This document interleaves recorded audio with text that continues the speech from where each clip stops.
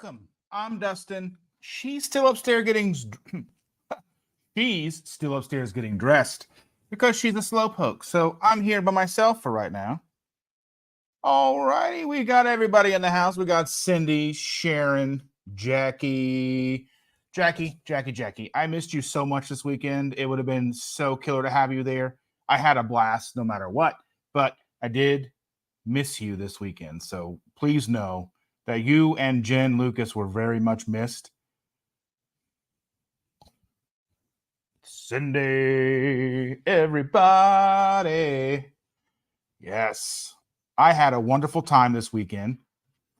For those of you who may not know, I was in Tennessee, in Dixon, with Jen Delaney, Dawn, and more Mike from Dawn Does Keto, and obviously just Jen Delaney. We were there for the Low Carb for Better Health conference. It was a one-day conference. We got in town on Friday, hung out, had some food. We played a game that if it wasn't for Jen and Brian, I would have thrown that game across the room. So the game basically was it's a mystery box game, and you got like a map, and you got to like figure out where you put like the tents on the map based on these cards that people say, I don't like this person, I want to be this far, I'm allergic to this, and all that stuff. And then to check and make sure you're right, you have to open up these little PDF files that you scan from a QR code and put in the coordinates for each tent to see if you're right. Because if you're not right, you can't see what the PDF file is all about. So I am not smart enough for that game, and it just went on and on and on. But Brian and Jen, they are total like badasses when it comes to that kind of game, and they got us through. If it wasn't for them, I would have left. I would have walked home. It would have been bad. So yeah, but it was so much fun. I won't give it away because I can't remember what it was called, but it was such a fun game. Jen says she watched our video and Dawn's video. I haven't watched Dawn's video yet. I just got mine up today. It took me longer than expected to edit that video. I didn't take a whole lot of footage for that video because I didn't want to encroach on the speakers and such and give away too much of what they talk about. I mean, I wanted to kind of give the gist of who they are, kind of get a little bit of a look-see of what they're about when they're talking, and just kind of then keep moving, just to kind of get an idea of what a conference like that's about. There's some things that I didn't really get on camera.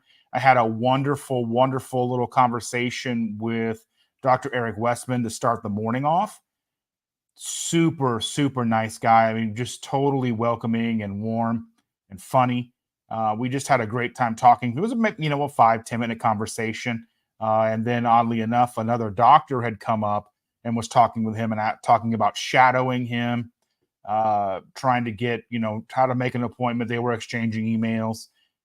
So that was one of the highlights for me, just to get a chance to stand and talk face to face with Dr. Eric Westman, someone that I've been looking at. I know that when we talked about this last week, I was like, well, I'm not really sure, but I mean, there's a lot of these low carb doctors and people that make content for us that it's kind of overwhelming. And then I kind of went back and I saw like how much I'd actually listened to his stuff. Everything from being on Two Keto Dudes back in like 2016, 2017. The fact that he's been a low carb doctor in practice at Duke since 1998, which is crazy. I was in high school in 1998. That's the year that I graduated.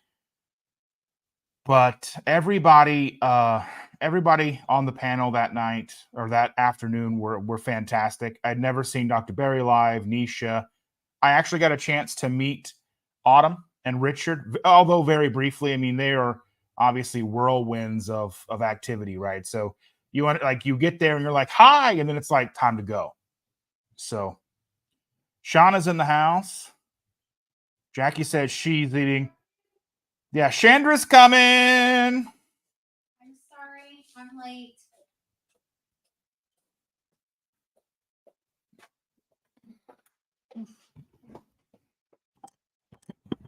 Ooh. She's got to get her mic on. I feel really close. Well, that's what we do. I can play with this a little bit and see how. It's fine. It's good. We move back further. You're just going to see all the fat. But yeah, let me see. So she saw Dawn's video this morning. Yeah, I have a feeling that there's a line because she was filming when we came back from the conference, and I was like, I gotta poop. I don't know if she cut that out or not. I hope not, because that's YouTube gold right there. Is That's that what that is? That's YouTube gold. Everybody needs to know when you need to poop, huh? 100%. So I was talking about the conference. Yeah. I've told you a little bit about it here and there. I was getting ready to talk about Nisha's talk. So Nisha was in the middle. Before you get started, hi everybody. Sorry I'm late. That's a demerit. Is it? Yeah, you get no weekend leave. I never get weekend leave anyway. Anywho, okay, go on. Tell us about. Sharon says we need to know when you need to poo. It's one of those things. Yeah. You should start like a poo report. A poo. Like a 5-minute. I just went to the bathroom. This is what it looked like. This is how I feel after. Just quick little snippets. Not even 5 minutes. 2 minutes. I mean, there is an app called Places I Pooed or whatever. Yeah. And like you can check in every time you have to go potty or whatever. I'm not getting that. I'm making you do it. It's the third time since before I started the stream. Well. You know what? I now have control of this whole thing. You're not wrong. I don't know how to work the buttons. Oh, yeah. Oh, can you give me a drink? Probably. So what's everybody been up to? I can't read any of this. Very far away, tilted the wrong direction. Oh, you do have bread. Let's see. All right. That is a subject for Nurse Cindy. I used to watch her too. I thought she was pretty interesting. Oh, you're going to have to get Dustin a poo pillow. I think he would love it. What's a poo pillow? Oh, like a pillow. Like maybe one of those poo shaped pillows, or maybe a pillow that you cuddle while you poop. Maybe. That would be fun. All right. Here we go. Hi, Maitreya. Here, you can have your thing back. Maitreya. Oh, it's actually a dress. It's I would stand up and show you, but I'm not doing that. But yes, it's Stitch. We are going to Disney World in October, and I'm already October ready. It is spooky season and has been for me the entire month of August. And I'm excited for Halloween at Disney World. So I'm all Disney, all spooky, all the time. I just told, so Shauna posted something earlier today about, so I've got to paraphrase. It was like about, it's hot and it's not, she likes it hot or whatever the case is. And I'm like, I don't like your tone. I'm ready to wear hoodies. I wear hoodies all year. Yeah, but you're a freak of nature. I do. I wear hoodies all year. And we went probably 8 to 10 years without air conditioning. I say without. It would usually work for about 2 weeks to a month at the beginning of summer, and then it would die. So we would just have the windows open and fans everywhere. And we just dealt with it because I'm cheap and I wasn't going to pay to replace the air conditioner. And at the time, I wasn't really making any money. Single mom, mother of 3, didn't have any cash. So we dealt with the heat. And even in the midst of that, I would still wear hoodies. I would wear shorts, but I would wear hoodies. I still wear hoodies all the time. They're the most comfortable piece of clothing I've ever owned. Shauna is not the boss of me. As long as it doesn't taste like I'm not a fan of pumpkin spice, so we're good there. I used to go and get, like, when the season would start, back before keto, I would run into Starbucks and grab one, like, pumpkin spice latte or whatever to start the season. It was one of those things, like... It was when he got out his Ugg boots and his cable knit sweater and his little beanie. I'm wearing my Ugg slippers right now. Yeah, where's your Ugg boots? They're on my feet. And your leggings? Well, basically they're leggings. I'm basically, He's your average white girl. I really am. Yeah, he is. I'm okay with that. I go to Costco. I have Ugg slippers. You do. She bought them for me. Well, you always complained that I had slippers and you didn't. So I got you fancy slippers, and then he spent 2 years destroying them because now they are just gross. Look at that. Somebody does like you. Only one. Just one. Just one. Hoodies are a necessity, and she is a hoodie thief. I'm a hoodie hoarder. So every Christmas, I buy everybody in the family a really nice North Face hoodie in a different color that will match whatever their style is. And then I spend the rest of the year stealing them back. Our closet is full of hoodies that are now mine. I paid for them anyway, right? I should own them. Lynette is here. Shauna loves pumpkin spice. So Maitreya is right. So basically, some people love pumpkin spice and some people don't. I like it like one time a year, maybe. It's kind of like me with root beer. I just kind of want root beer sometimes, but not all that often. But I've been having it more. I've been having root beer more often now that the boy works at a fast food chain that carries sugar-free or zero sugar root beer. Yeah, I can have a one in the fridge in my office. I'll drink, like, I like root beer in a root beer float. Otherwise, I could go without forever. Pumpkin spice, there is nothing pumpkin that I like. Not a thing. Nope, nothing. I've had some pumpkin breads that are really light on the pumpkin and just spicy. Those are okay. But obviously not now. Oh, yeah, not in sure. keto land. I'm sure there's a keto pumpkin bread thing somewhere that somebody's made. There's pumpkin spice everything. Like, yeah. They were putting out pumpkin spice M&Ms. There was just... I'm good not tasting any of that. I'm okay. Same concept with banana. I like banana nut bread. And other than that, I could go the rest of my life and never eat anything banana, drink anything banana, or taste anything banana and be just fine. The only banana flavored anything that's worthwhile in this world is banana flavored runts. And if you don't agree with me, you're wrong and you deserve to walk the plank. Not really. Well, but, if banana runts is wrong, I don't want to be right. Oh, you never are. Anyway. Nobody likes you. That's very true. He's mean to me all the time. But I wanted to kind of get back. I was talking about... Oh, yeah, you were talking about... I was talking about low carb for better health on Saturday and the time that I got to spend with Jen Delaney and Dawn and Mike and Nisha was the first time ever being, in the same room with her and Ken and just about everybody. I'd never even met Autumn before. So, I mean, it was just kind of an overwhelming event for me because it was kind of like meeting everybody for the first time. Right. Mm-hmm. But Nisha's talk was one, she was in the middle, but her talk was one that really like struck me. Like I was actually like in tears during her talk because it was very personal to me. Because her talk revolved around, and I won't go into a lot of detail, but her talk revolved around long-term care and the problems that they have with long-term care, the nurse to patient ratio, the CNA to patient ratios, all of that kind of stuff, right?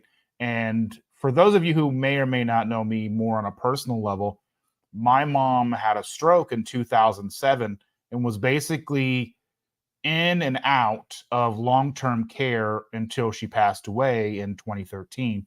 More so in than out because she was heavy set. So it was very difficult to care for her because she was fully paralyzed on her left side. I think it was her left side. If I can't. Yeah. It's weird, the little things that you'll forget, but so, I mean, it was very difficult to care for her because she couldn't really walk and move on her own. And we were in a smaller apartment. So even with like the wheelchair that she would sit in while she was at home, if it was fully open, it wouldn't fit into her bedroom. So getting her out of bed into the wheelchair, into the living room, we basically had to walk her from her bed, past her door frame into the chair, and then wheel her into the living room.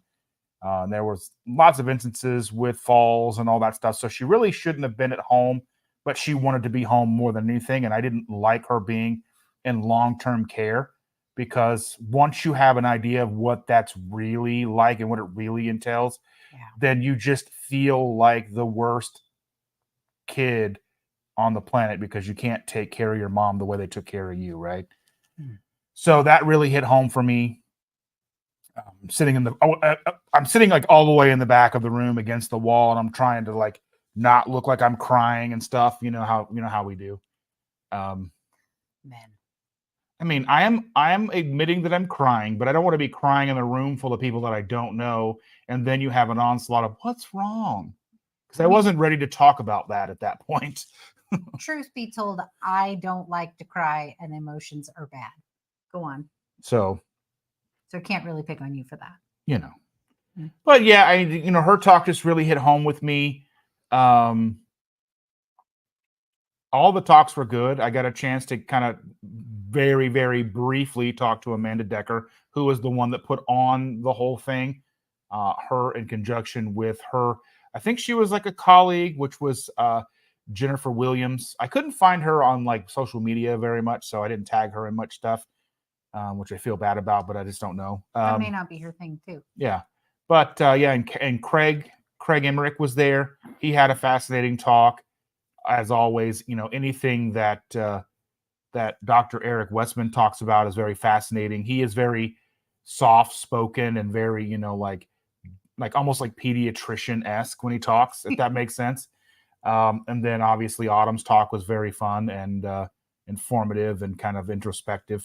And then, Dr. Barry comes out and it's like more like a rally, like a war cry for everybody. Like, basically he was saying like, and he may have said this before, but I've never seen him do a talk. I've kind of purposely avoided him doing talks because I wanted to kind of have that experience. I've heard him on many podcasts over the years, but never watched one of his presentations, so to speak. But he was saying, all the people that are, that have Instagram pages and YouTube channels and all this, showcasing the successes, failures, everything that we go through on our path to, on our journey, trying to find success and get to where we need to be. And we're looking to help other people. Basically, a lot of people will never start because they don't feel that they're an authority enough to do so. Have an Instagram page, have a YouTube channel, have a podcast, whatever. But he's basically like, there's nobody that's a bigger authority over you than you. So if you've lost 100 pounds doing what you do, then you're an authority on what you do and how you've done it for yourself, and therefore can help other people. So that's basically, kind of the genesis of what and why we do this, right? Mm-hmm. Because we may not always find success. We have failures. We have downfalls. We're not perfect by any stretch of the imagination. But no matter what happens to us in our daily lives, we still pick ourselves up and we continue to move forward. Mm-hmm. And because it means so much to us that all of you will join us for this kind of thing, right, or the videos we put out. I mean, it just means the world to us. Well, and I think that that's probably something that you really needed to hear, because you tell me all the time about this, like imposter syndrome, like who the hell am I to talk about keto and whatever? I don't really know anything about it. That's how you feel on the inside. Like, so what? I eat this. How on earth am I supposed to tell anybody else how to be, kind of thing? So it's good to hear that. I mean, I always tell my patients, you know you better than anybody else. Nobody else knows you as well as you know yourself. So you taking care of you, he's right. You're an authority on you. You don't have to talk, Keith, but hold on. I'll be right back. Oh. You're okay. You can hold down the fort. Oh, I get to hold down the fort. All right. Hello. Kick my butt in front of the camera. And you didn't want to do that in front of the camera? No. You'd be amazed to see what he's actually doing. No, I'm just kidding. It probably would be. Well, you're not doing that much. Anywho, something is happening. That's I okay. don't know what it is. Here, there's that. Aw, see, he does that to everybody. Who does that? You. Let me go back and show that. What did she say? Geez, oh, Pete, I joined the live and have to have some laughs and hang out with friends, and now I'm all crying and teary-eyed. Thanks, Dustin. What a mood killer.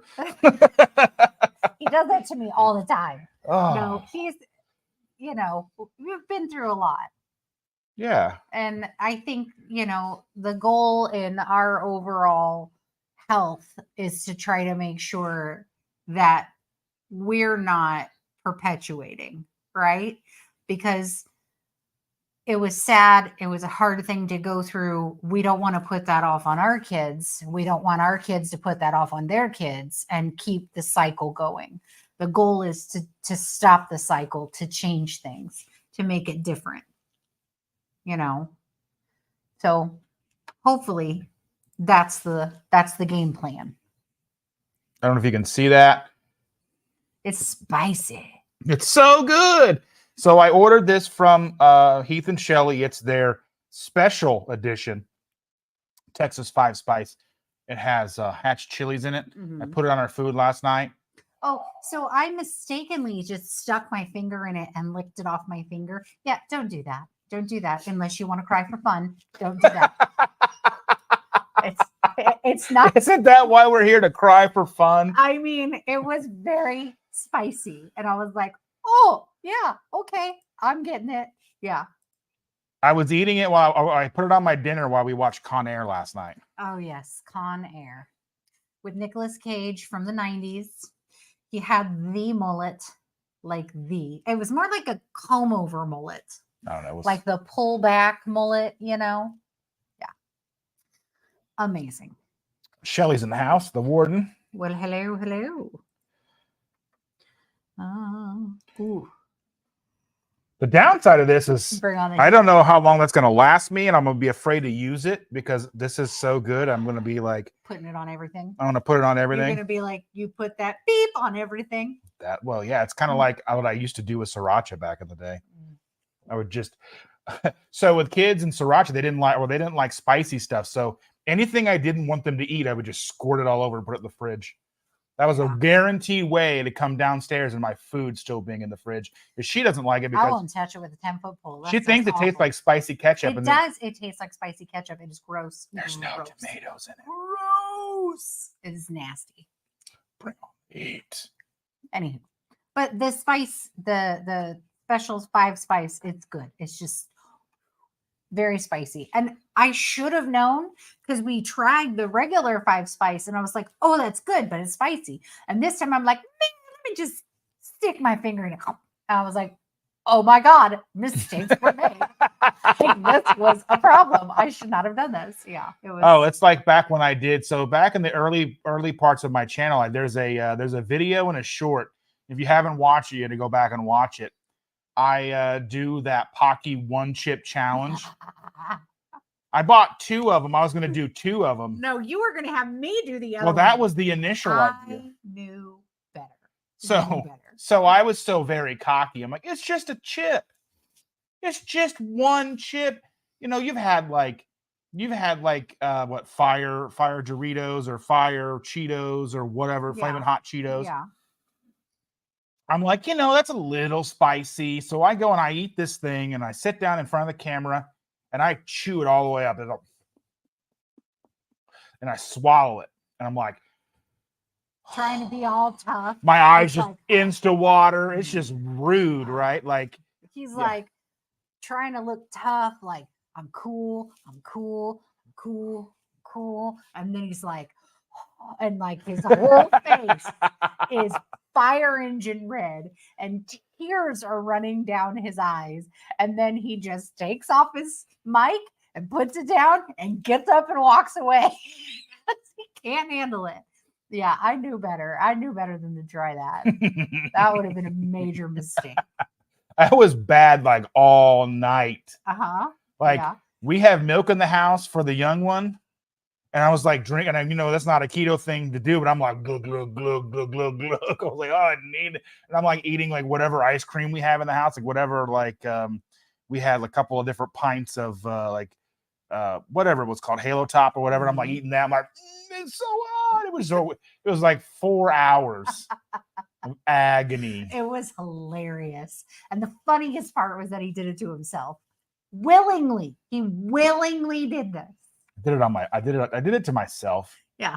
It's that self-loathing, right? You willingly did that. Yeah. Just saying. Oh, yeah. That's the one I was going to. Renee both have had that chip. I am a spicy lover and almost keeled over.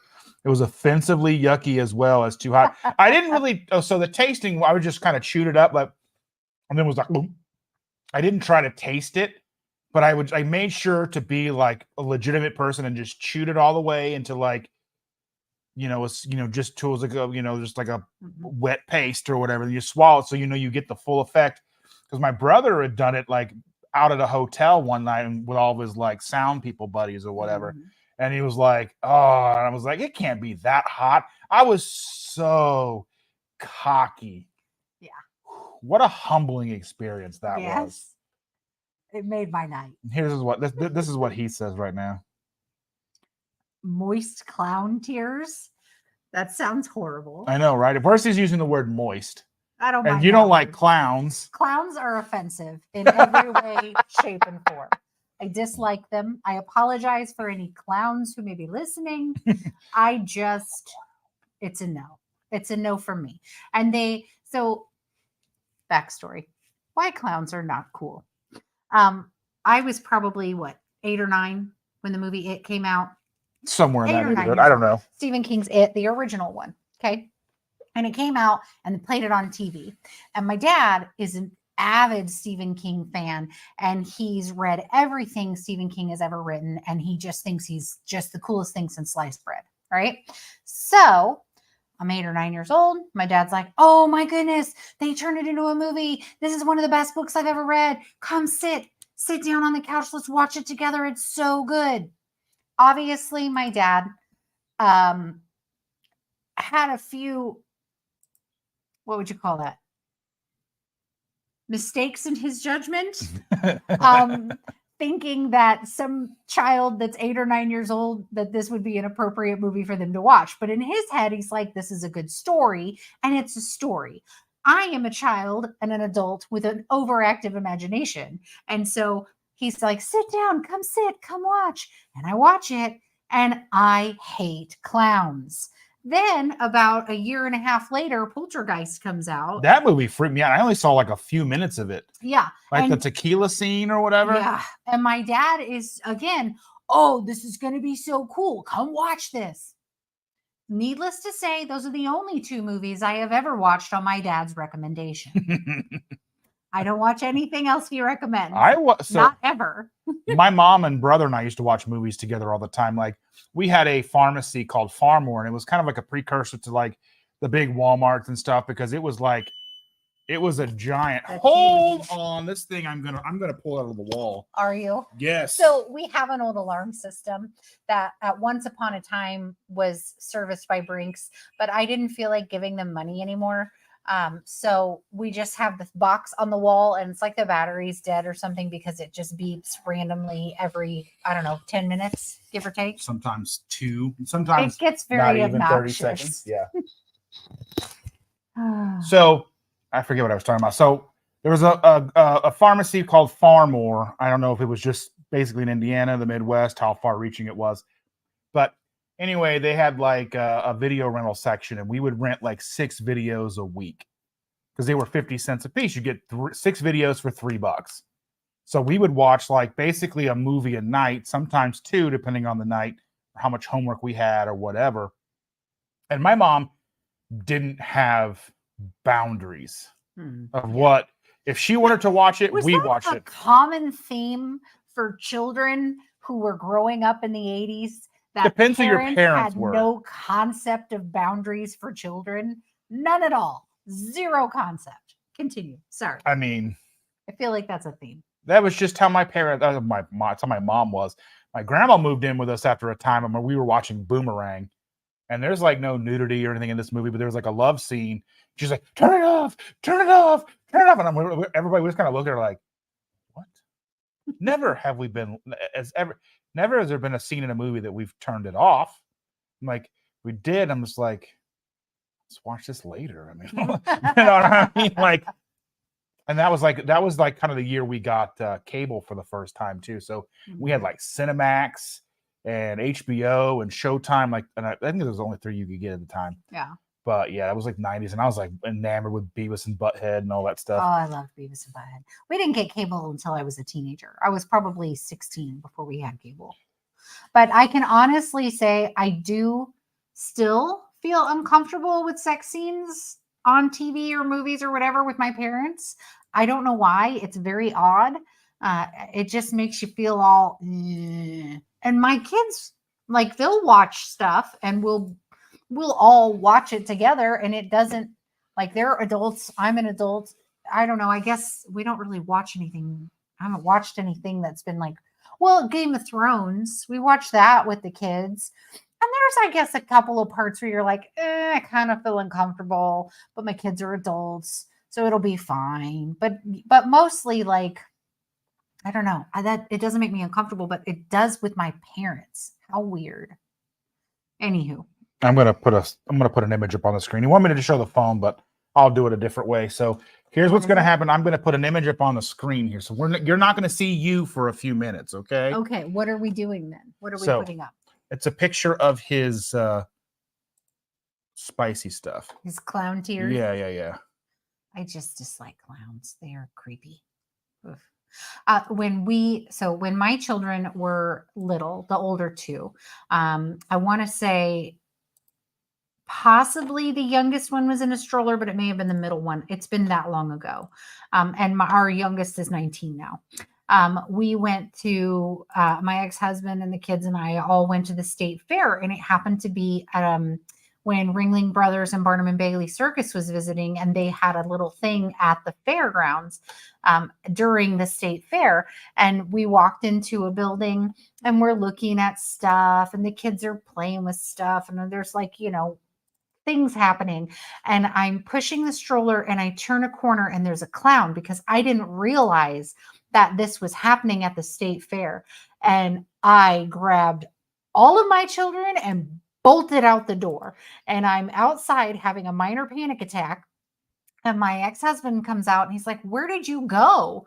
And I was like, "There are clowns in there." And he was like, "Oh yeah, I didn't realize it either," because they don't bother him. But he was like, "I didn't realize it either until we were in there for a few minutes. And then I didn't see you. So," and I was like, "Yeah, nope, can't do that. Can't go in that building. We're done. We're out. Let's go home. I'm done." Okay. So this is the clown tears spice. Mm-hmm. So I'm gonna zoom in on it a little bit. Do you have to? You can close your eyes. I don't like Close your eyes. Make a wish. Can I wish anything I want? Yeah. Let's see how to zoom in on this. I dislike clowns. My best friend thinks it's very funny to post clowns on my Facebook page. And she's like, "Sorry, not sorry. This is funny. I know you're freaking out." And I try to explain it to her, like, it doesn't, what it does to me is instead it gives me nightmares and I can't sleep for days. And that's all. It doesn't really, like, I do sort of feel paranoid, and like I will feel uneasy in my own home, which I dislike greatly. But mostly I just have difficulty sleeping. So Jen is talking about, she's like, so I'm not so much a chicken for horror movies, but I've kind of lost a taste for them over the years. Like the newer horror movies, like I will still go back, like as Halloween gets closer, I'll go back and watch like the Friday the 13th, the Nightmare on Elm Streets, all the older ones, because they knew how to put a level of comedy in there, even whether or not it was like subtle or intentional or whatever. There was always some kind of, even Scream had like comedy in it. You know what I mean? Yeah. Well, and like I like spooky season, but I like my spooky kind of on the mild side. Like I like my spices on the mild side. I like vampire movies, and I like Scream, and I like Hocus Pocus, the Disney kind. I like it to be mild. I don't want to actually be scared out of my mind. I have watched a handful of movies that I just can't tolerate. I just can't mentally take it. There's something in it. And even if it's the most campy, silliest thing. Oh, you'll have to come over and watch them with us one night. Maybe I do love the original Halloween movie, and I like Nightmare on Elm Street #3. The funny thing Nightmares was, and Dreamscapes. is like the executive that was kind of like putting up the money for Halloween, because we did last year, we did on Toxic Tuesday, we did Halloween and some other ones. So like they did a filming or a screening for this guy without the music. The music wasn't in there like the do do do do do do do do do do. That didn't have any of that in it. Didn't have all the music and like the shaping of like the emotional stuff that they put in there. And he didn't think it was scary, because if you take that out, the music creates the climax. Yeah. Back in the day when they made movies, the music really created the movie. Like the movie in and of itself, okay, there's people acting, but then you throw the music in. It's not like a lot of movies we watch nowadays, the music is just blaring and loud and it doesn't necessarily connect to the story. Oh, and Jackson, our middle kid, was like, "You're just old and your hearing is bad," which probably there's a little bit of that. I'm sure there's some of that. Yeah, definitely. But like, that's something that's on forums and everything. And like, we've got a sound bar and I try to put it on like voice first kind of thing. Right. And because that way it's just so loud. Well, and oftentimes the music no longer connects to the story. It's just music. It doesn't matter. But back in the day, the music set the scene. I mean, who didn't watch Titanic and start bawling when they played that Celine Dion song that became so flippin' famous? Like, everybody did. It was just a thing. The music set the stage. Why'd you pull me over here? Because you were... I was too far away from you. Yeah, I need you closer to me. You don't want your head on my head? Look. Ooh, there you are. So Shelly's asking if we've seen Hocus Pocus 2. Yes. We did. It wasn't bad. It wasn't bad. It was what I expected it to be. I must say I enjoyed it more than I thought I would. I expected it to be silly, lighthearted, and cute. And that's what it is. The first one is silly, lighthearted, and cute.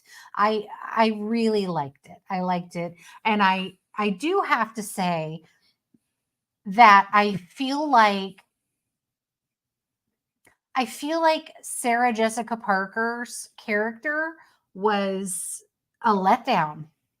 And I don't particularly like her as an actress. But her performance in Hocus Pocus, the first one, she was really endearing, like you liked her. And in the second one, you're kind of like, why is she here? You know, she just wasn't. Muck. Yeah, but she just wasn't. She wasn't as good. I don't know why. It's like they gave the other witch more screen time. The not Bette Midler. Yeah, the third one. The third one, whose name I can't remember, the one who was in Sister Act. I really like her. She was in another movie we watched recently too, wasn't she? Yeah, but they gave her more screen time, and it wasn't bad. But the Sarah Jessica Parker character was like, she didn't have to be in the movie; it still would have been fine. They could have put any other blonde witch. Yeah, we watched Practical Magic last year. We also watched The Craft. Practical Magic, The Craft, Vampire in Brooklyn, Interview with the Vampire. There was some new ones that came out on Netflix. There was that one vampire movie that had like Snoop Dogg in it and Jamie Foxx. Was so cute. So the one with Jamie Foxx. Yes. That was not because there's the one with the Jamie Foxx one was more serious. Well, it was more serious. The one that was cute that had like the vampires with the kids and the vampires in Brooklyn or whatever. Yes, but I can't remember what that wasn't called a vampire in Brooklyn. No. But that was really cute. Yeah. I really liked that.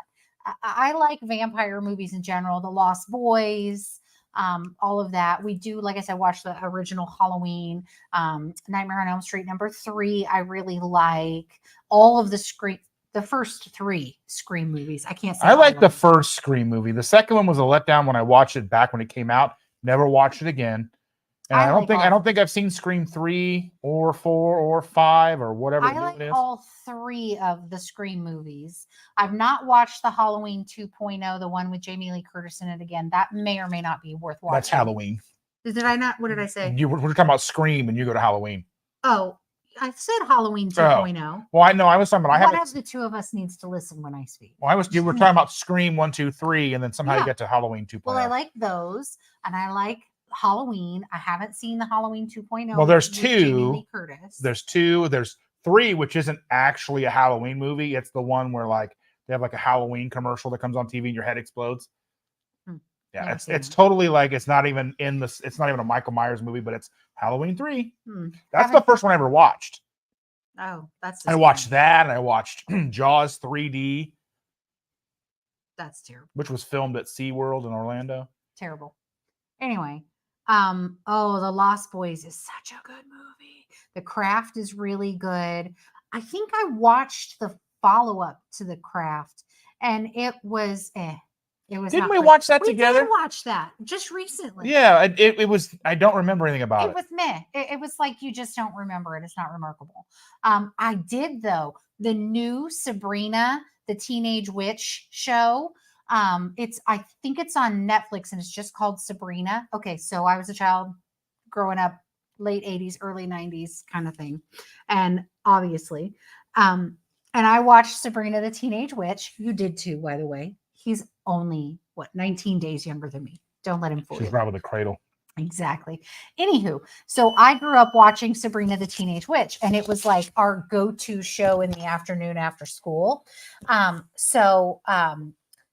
The new one is like a spooky version, and it's really cool. I really liked it. I tried to watch it. It was not evil enough for me. I tried to watch it. It wasn't evil enough for me. There are a lot of really funny things in it. You just have to take it like it's silly. It's not intended to be offensive, although I could see a lot of people feeling offended by it. But it's just take it as it's silly and it's fun and it's got that creepy vibe. It's really cool. There was a show that I started watching when it was on Netflix, I think. Then it moved over to one of the other streaming services that we don't have. And I saw like the first season and a half, and then I think I had the a trial subscription to the other streaming service and got halfway through the season, but they were trying to do a week-to-week thing with it, so I didn't get it all of it before it expired. But it was called Evil. It had the guy that played Luke Cage. Oh, okay. And it had the guy that was in Lost, kind of like the initial boss guy that they found or whatever on the island.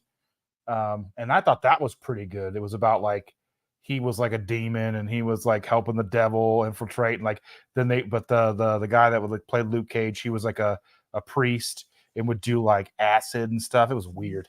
It was a weird concept for a show. But it was like it kept my interest, which is hard to do with shows like that. Yeah. But yeah. The kids watched Lucifer. I'm not into that one. I tried. It was kind of meh. And Supernatural. That was a terrible show. It's not my thing. Now, thanks to Autumn, we're watching Suits. Yes. But it's good. It is good. That's not spooky, but it is good. I mean, if you're afraid of lawyers. I'm always afraid of lawyers. My sister's a lawyer. She scares the hell out of me. Let's see what we got going on here. Anywho, we're missing some stuff. We're only actively talking to each other at this point. Oh, bye, Shauna. I think she left. No, Jackie, you will need to come over and hang out with us and watch movies. We watch spooky movies. Yeah, come over. Come over on like so like if you don't have to work on a Friday, come over like a Thursday night.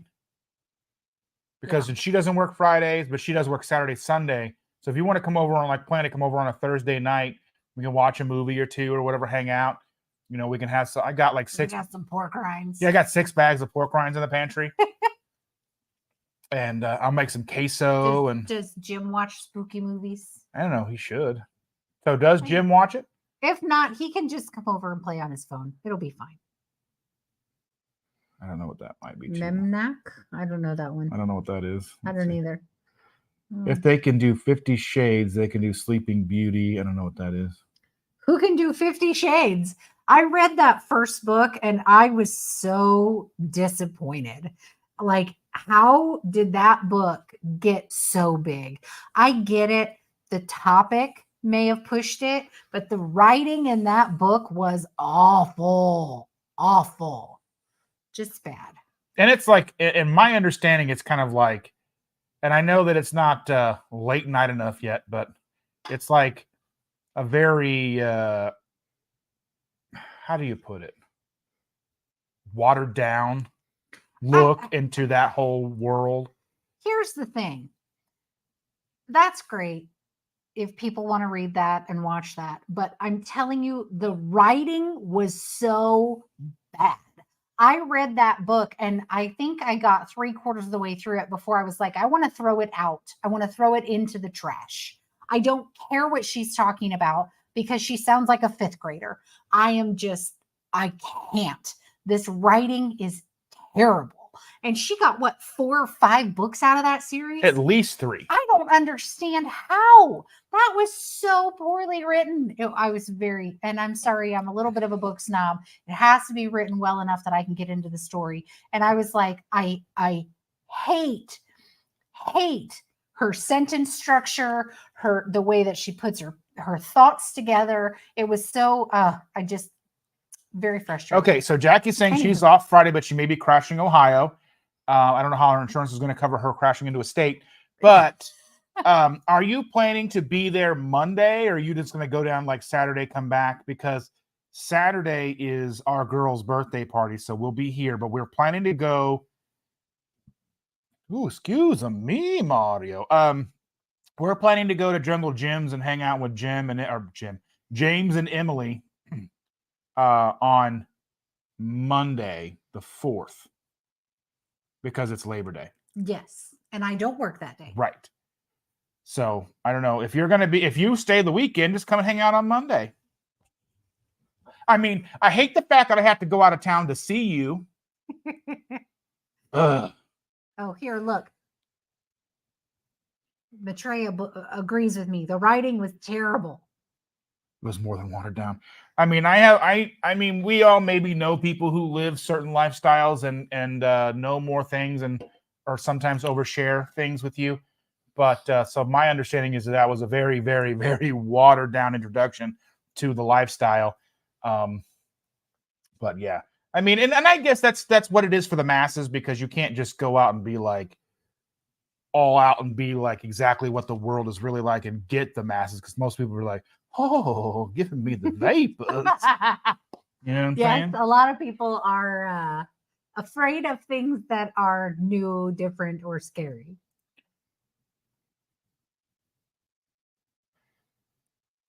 So you Dr. Maitreya? All right. Or I know I have a friend that lives now in California that she grew up over like in Ohio, and her and Jason were together for like ever. Yeah. And then they went their separate ways as they got older, and now she's a doctor, but she's like, you can never call me doctor. And I'm like, what's the point?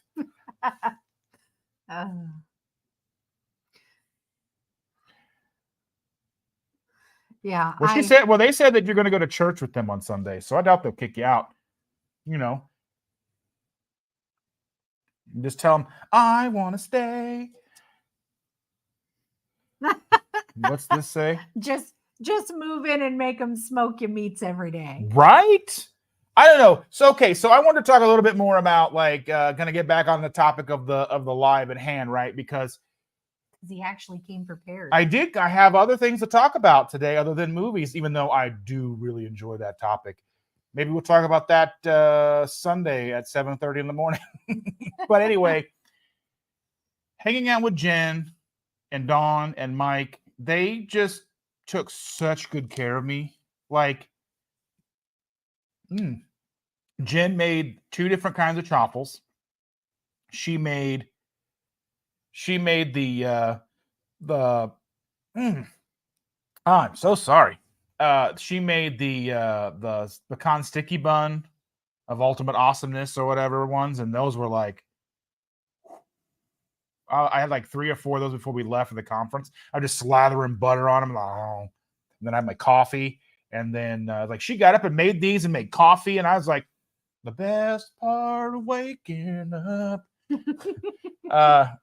is Black Rifle coffee in your cup. Anyway, but yeah, she made that. It was so good. Then Sunday she made breakfast again. She made egg cup things, and like I took the egg cup and like had bacon around it, and she made like cheese and eggs and then put it in there. And like I took that and put it on, like she had these the snickerdoodle waffle chaffle things, and I make a sandwich out of it. with some of the fake plastic craft singles or whatever. I don't know. That stuff slaps. Legit. No cap on God. Okay? Real for kids real. are rolling over in their houses right now. If you've ever wanted to get your kids to stop saying annoying things, Say it back to adopt them. it. Yes, use it in your everyday vernacular. They will stop immediately. Except for the middle one, I call him bruh, and he still calls me bruh. I don't know why it's not working. Anywho. Why, yes, Jackie, it is. She only likes the fruity ones. Oh, These are weirdly Monsters. enough. These are new. You would think they would have put this out years ago, but no. They're yuck. Eek. Won't drink it. Because we got to film a video after this is done, and then I've got to live at 9:30. Then I've got to edit that video that we record after that live, which is like over like midnight 30. Yeah, so I'm going to be awake all night long, all night. Sing it, Lionel. Anyway, Yeah. Maitreya said that she has guest taught at University of Cincinnati, and they also disliked 50 Shades. Well, I mean, it's not a literary masterpiece. Like, you know, it's for mass consumption, and it's probably written because of mass. Yeah, but I have read books that were written for mass consumption that weren't that bad. Like the Sookie Stackhouse books. Oh yeah, those are like those are True Blood easily digestible, series. right? Like that's actually well written. They're not great books, and you can read through 3-4 of them in a day or two, and they don't have like long lasting storylines that are going to stick with you. I swear I would read one of them, put it down, and come back a week later and not remember what I read the last week. Like they're that quickly burned through your brain. But they're well written. You can just buzz right through them, follow along with the story. You can use your imagination and follow her, Charlene Harris. That's the writer. Yeah. Follow her descriptions easily and accurately, and portray it in your mind and create the story. Now, they're not great books, but they're well written. Like I usually would, like I would read one, get to the second one, read it, forget the first one. And luckily enough, like she would do, like most authors will do, a recap. They'll do a recap in every book, and I'm like, oh yeah, it's kind of like Jack Reacher, or Jack Reacher's kind of the same way. I really like the Jack Reacher series. There's a Gray Man series that I like. Yeah. There's if you have Amazon Prime, there's that Terminal List. He's got 5 or 6 books out based on that series. Those are like, as soon as you read through them, they're kind of like, I mean, they're easily digestible, but like, you just kind of like, it just leaves your head. It's like, it doesn't stay. It's not like, we were talking about Stephen King earlier. He wrote as Richard Bachman for a bunch of books. And one of the Richard Bachman books that has stuck with me was The Long Walk. And that book is haunting. I won't go into any more detail in case anybody wants to read it or whatever, but it's a very haunting book, and like, yeah, anyway. Well, a lot of his storylines will leave you that way. I can't get into it because I have not ever read any of his books to critique them, but I also don't like horror or fantasy into like horror, suspense, that kind of stuff. I prefer historical fiction and some like fun fantasy, like tell me about fairies and werewolves and monsters. Oh, there's that Monster Hunters International series that I have on Audible. Yeah. That's fun to listen to. Yeah, that's a lot of fun. There was like kind of one that was similar to it. It was like Bubba the Monster Hunter or whatever. Those books, like, so when we go on long road trips, like when we go to Florida, we'll throw a book on and listen all the way there. And sometimes they're long enough to listen all the way back too. Yeah. And we've listened to Harry Potter books on the drive and all that stuff. I can't tolerate the dude reading. I love the guy who reads the Harry Potter books. I fall asleep every time. His voice is like symphony music to me. I'm just like, and not that the story is bad, but I just can't stay awake. It's whatever the tone of his voice, it 100% puts me to sleep every time. I'm not sure who Laurel K. Hamilton is, so I can say that. I can't say that I'm a fan, but that doesn't mean I don't know the books. I still know the author name.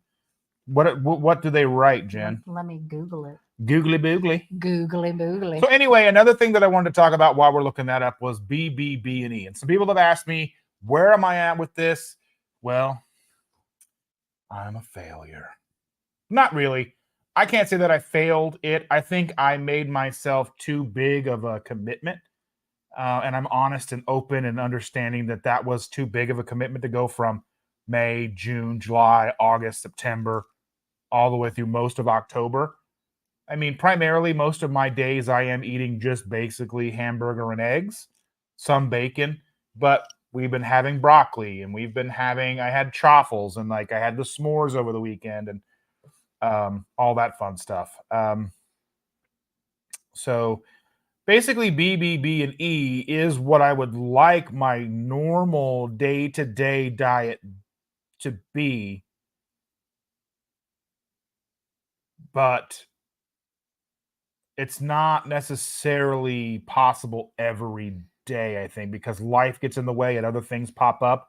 But my default, I think, for me, like the default, what I like the best, like 95% would be triple B and E. Just bacon, burgers, eggs, some butter. Just keeping it simple for me is the best way, the best course of action for me. But I don't think that that's necessarily sustainable if I did it every single day.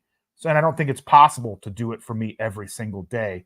And I just have to be open and forthright with you. And not that I've been putting off making content on it. I just hadn't honestly thought a lot about it. I know that like James had asked me a couple of times, and I know other people have asked me, and then I think even Dawn asked me over the weekend.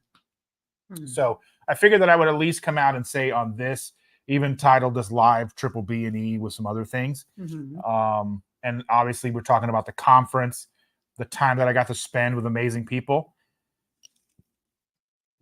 My burps. My dad always used to say, "Bring it up again, we'll vote on it." I don't want to be voted off this island.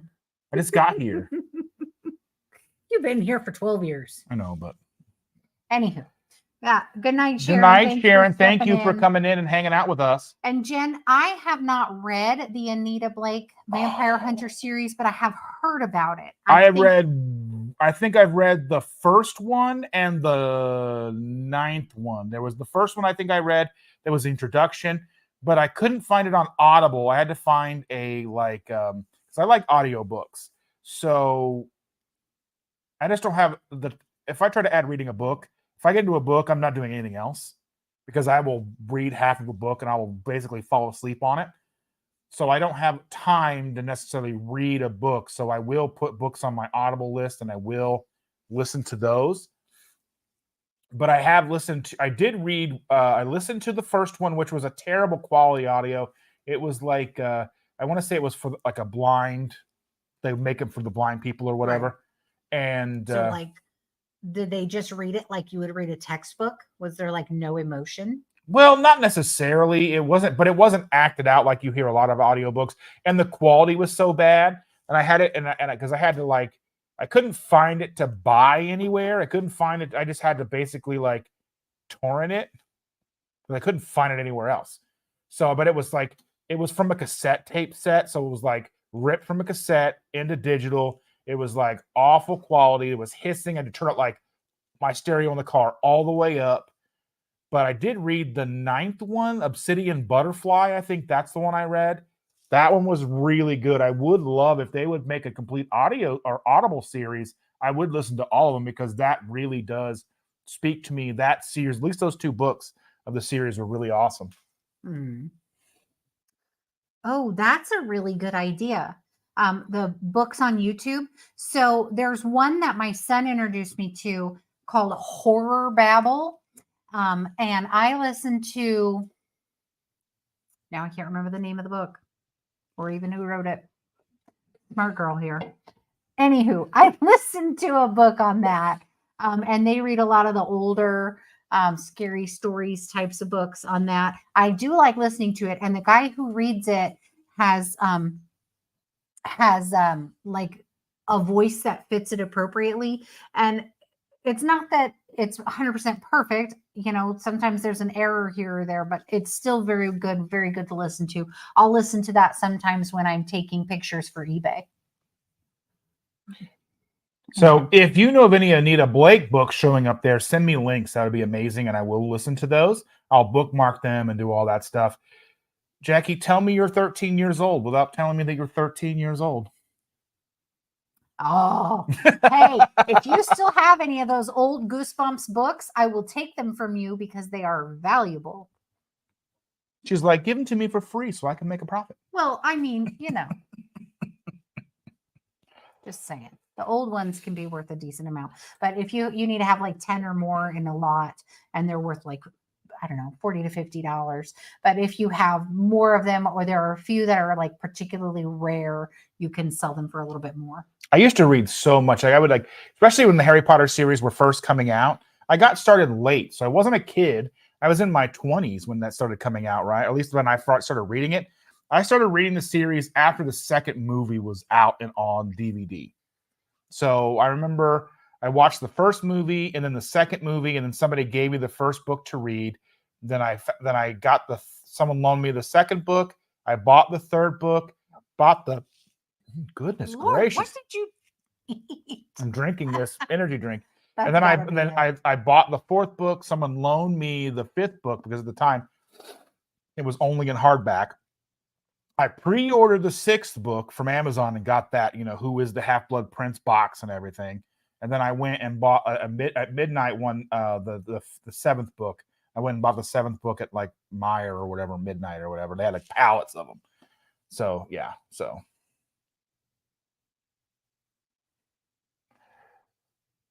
Let's see.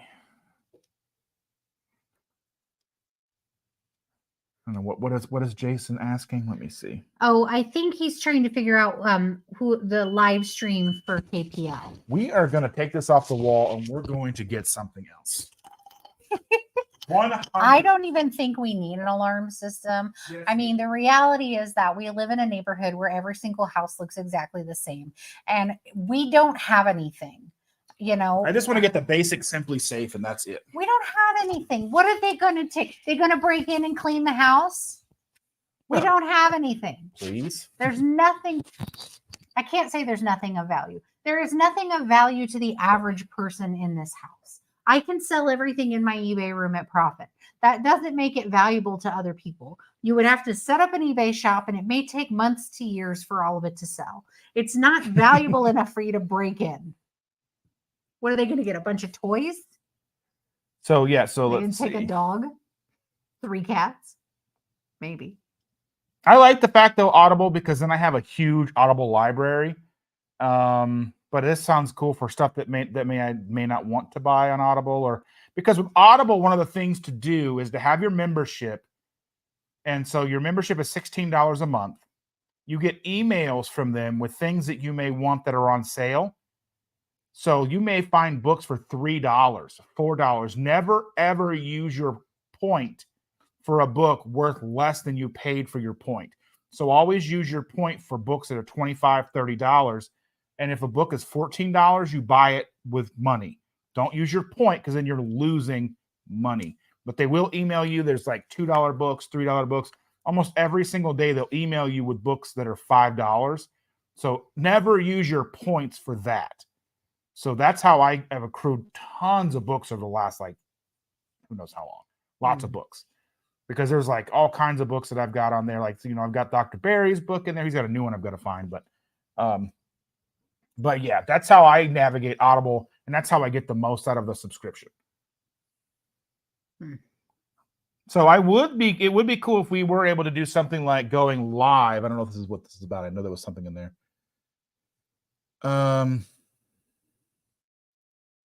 Yeah, I think doing something, either going live on Friday night or maybe even Saturday night. I mean, if Shelly and Heath still want to do their live stream, maybe we do something. I don't know. Are they talking about at KPL? Yes. Oh, okay. Yeah. I mean, that would make sense. Yeah. It would be cool if you could get several people together and do a live, a round table kind of discussion thing where you talk about the things that you saw throughout the day and sort of what impacted you guys and how, Yeah, that's what I'm hoping. I'm hoping to get a lot of footage and make a nice video because I am bound and determined that this is not the last KPL. Hopefully. I mean, even if I will do everything in my power, it may take a while, but if she decides to not do it anymore in Louisville, I will find a way to make it happen here. Yeah, I mean, I don't know how I would do it, but I mean, if she can do it, I can find a way to do it. I don't know. I mean, Yeah. and we've got plenty of event spaces. Plenty of our downtown is huge. Our downtown can, accommodate Gen Con 80,000 people. so why does she said why she no longer wants to do it? Well, Is she's it well, just I a just lot for her to do. I just don't or know. Like maybe she just needs help. every year, I think at least this year she's alluded that she may not do it again, but I don't know for sure. I'm not trying to put words in her mouth, but that's just kind of the feeling that I've kind of Feel like you've got. yeah. Well, you could always reach out and say, hey, it seems like there's a lot on your plate with this KPL. Is there any way I can help? Yeah. That's why I'm making, I want to talk about it on every live. I want to, I made sure to cut Pack the house. I cut a piece of her talk at Low Carb for Better Health, her talking about KPL. Yeah. So, I mean, that's my goal is to make all of these things happen. So I think we will have to go on the low carb cruise in 2025. And there's a reason why. Mm. They're going to Alaska. Mm. I don't want to go on a cruise. I mean, I want to go on a Disney cruise because I want to go to Castaway Cay or whatever it's called. But I don't want to go on a cruise. There are multiple reasons, but I don't really get that taken care of, Heath. I hope everything works out for you. I'd say I beat him up, but I mean, I'm not driving down to Houston to beat up a pharmacist. I mean, let's be real, they're probably not in Houston either. Anywho, I don't want to go on a boat. I've been on boats. I've been in the middle of But the see, the ocean. thing is if you don't go, then you're going to be resentful if I go on a cruise without you. Like, you're going on vacation without me. So another thing that I wanted to talk about here, and it is kind of serious, and we're running over tonight. Is I wanted to talk. We not? Oh yeah, Sorry, this is even more so than normal. So one of the things that I wanted to talk about is memberships. Oh yeah, we kind of talked about this. So memberships on YouTube. On YouTube, so becoming a member to us. I'm thinking like a 99-cent or $1.99 membership. I'm gonna work with someone and get some like emojis and all that stuff. And I'm also maybe thinking if there was enough interest to do like a $5 level where we would do monthly like check-ins and like, the problem that I see with memberships and trying to do this is everybody who's going to show up is already showing up here already. Right. So how do we make it valuable for you? How do we make it valuable for you to come in to help support us? Because the reason that I want to do this is I could use the money that comes in from memberships and such to help make sure that I go to more conferences. Mm-hmm. Because, the two that I'll be attending this year were a struggle to get them to work out. Mm-hmm. And I want to, I'd like to be able to go to, the low carb cruise. The low carb cruise is like $3,000. And then I've got to pay, if I'm going to ones where I'm not driving to, then I've got to fly. There's just a lot of moving parts. And I know I'm not a very big channel, and I just don't feel, again, this is kind of where I feel I don't have enough to offer to ask for to put memberships out there. I don't know who would support me. I don't know if anybody would even consider it. Mm-hmm. But I mean, even if I had enough, the idea that I would like to be able to throw if KPL doesn't happen after this year or next year or whatever, to be able to step up and throw it in Indianapolis, because I think there's a centralized portion of Indianapolis that might be more centralized than even Louisville is. But I mean, and we've got the space. I mean, we have a full convention center and all that stuff. But I don't think you should step on Autumn's toes. Oh, no. I would only do that if that's not happening anymore. Yeah. But anywho, Because I mean, what you're yeah. asking is, Yeah. do you all feel like there would be any value to us creating a membership, and what would that look like for you guys if, if we put up a 99-cent membership? What would you want to see? What would you want us to do? Courtney's in the house. Hello. She's one of the people that's on Brian's stream and stuff with me, and comes and hangs out while we do Nick's slide and all that stuff. Yeah. See, this is how I feel, because like I follow channels with regards to reselling stuff, and I feel like there's a couple channels I would love to be a member of, but money is tight, and I don't want to promise to give somebody so much money a month and then it makes me short in another area. And for us, I mean, it's like, it's almost akin for me to even bring it up is like standing on, like, standing at the interstate exit asking for money. Sign. Right. Yeah. Give me money. And I don't want it to be like that. I hopefully it doesn't come off that way, but running a channel and trying to do all kinds of stuff is. Maitreya wants heavy metal. Yes. I lost my train of thought. Anywho, but just it's like begging for money from strangers. And I don't want it to be that way. I know it's because I know that even though I am a monetized channel, and I said I always be fully transparent, like this month will be a $20 month. My AdSense will be $20.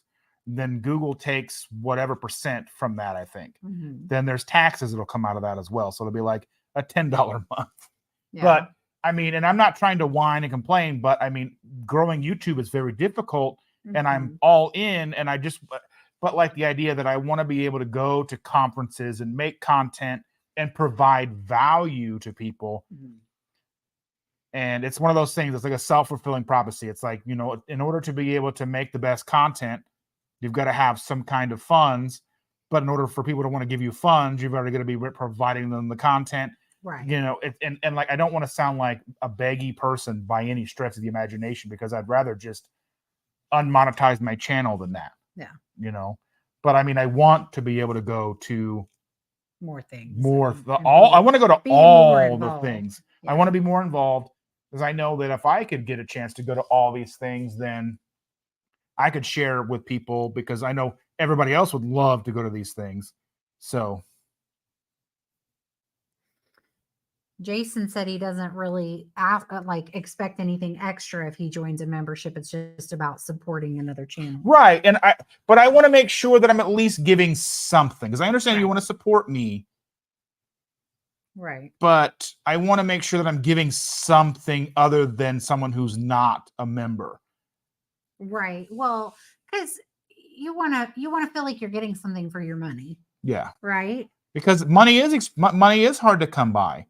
I mean, and I don't want to start a Patreon and all that stuff. I mean, I have a buy me a coffee, which is like, hey, tip me. I mean, there's tip things under all the videos. Yeah. People can do super chats, super thanks, and all that stuff. Mm-hmm. I don't try to promote those things. I don't try to put that out there for people.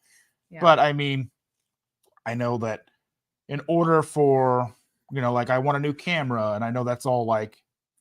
So basically what he's saying is he would like better equipment and to move things forward. And at this point, in order for that to happen, that means me working extra. Or me having less time to devote to the channel to go and get a job. Yeah. Yeah. So what he wants to know, what we would like to know is if we offered a membership short of emojis and I don't know. Like I think you get a different color like thing in the chats and all that stuff. Is there anything else you all would like to see? Maybe we could do an extra video a month or something. Right. I don't know, or an extra live a month or something like that for members. Something that I would think a live would be easier, because the putting out an extra video a month comes with a certain amount of editing, and that's just more time. I mean, because right now, like, I mean, even like using like the platform that we're using to stream is $25 a month, and all like the internet and everything and like all the stuff that I do on the back end and all that stuff. But like I said, that's neither here nor there. I just wanted to kind of get an idea. I'm into that, Jackie. Yes. A clean along video. So you can do your live stream while you're doing dishes, sweeping the floor. Do I have to wear a uniform? Can we put him in a maid's costume, Jackie? I think that would be perfect.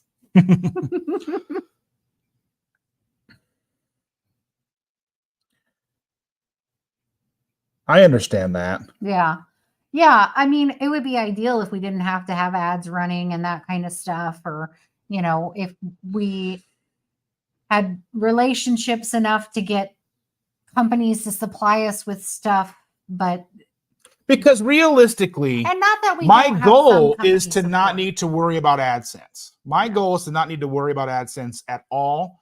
I mean, if I could get to the point where I have sponsors and stuff for my videos, and I wouldn't even do memberships or anything, I would do it all for you for free.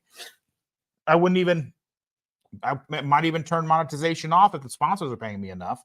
But I mean, that's, I don't know. I just want to be able to make this sustainable for me. So yeah. Anyway, I agree. Maid costume, glitter beard, clean-a-thon fundraiser. Yes. I'm down for it. I mean, yes. Oh, Costco shop-alongs. That would be fun. You always, I touched it already. I know how to work your computer. Oh, yeah. Well, the good thing about Costco above everybody else is they don't play music in their stores. True.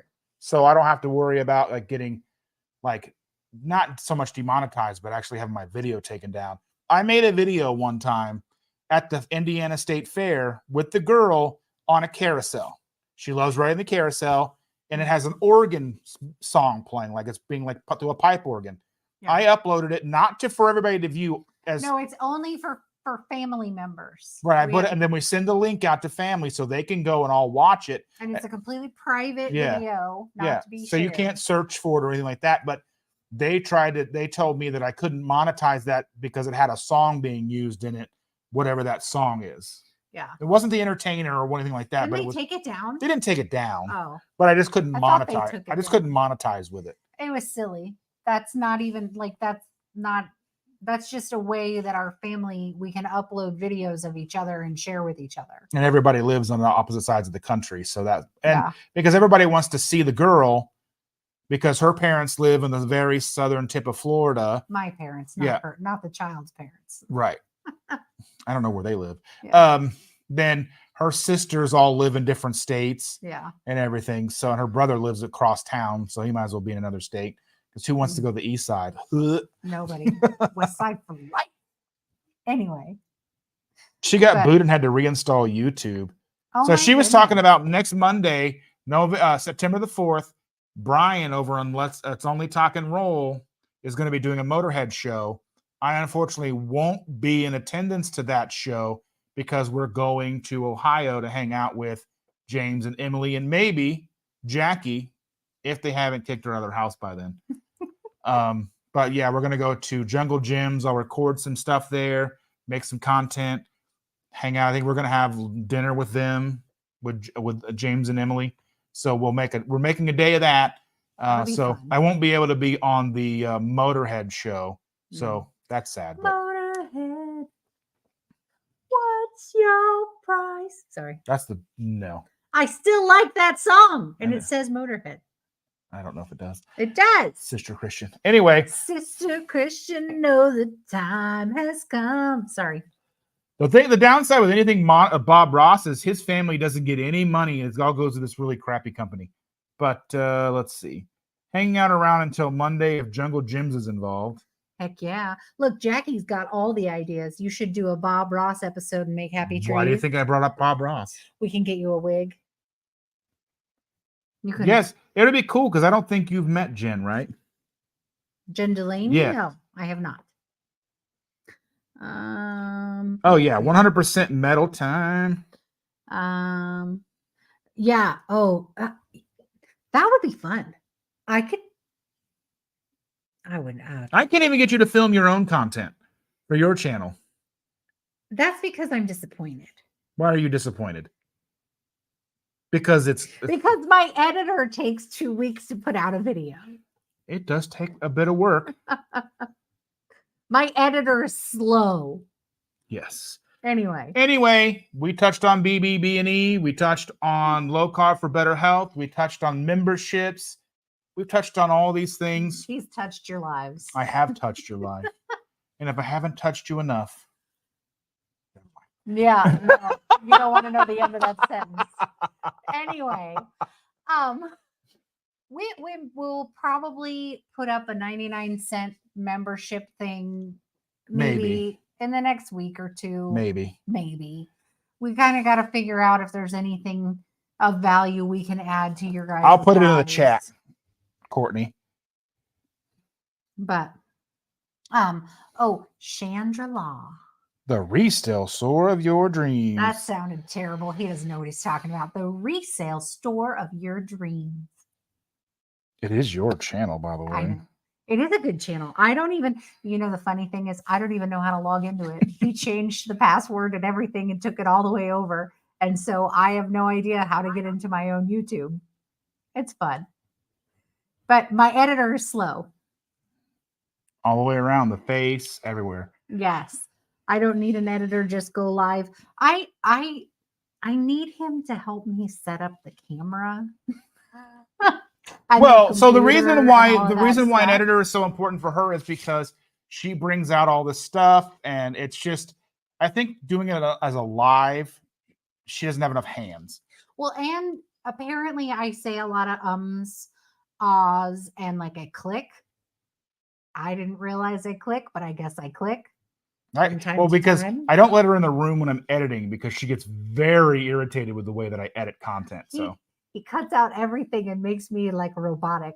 It's very interesting. No, I don't. If you watch any of her content, you can see that it's very organic, but it's not. I take out a lot of the long pauses, and I do take out the ums, and there's like a weird like thing that even I do sometimes where it's like,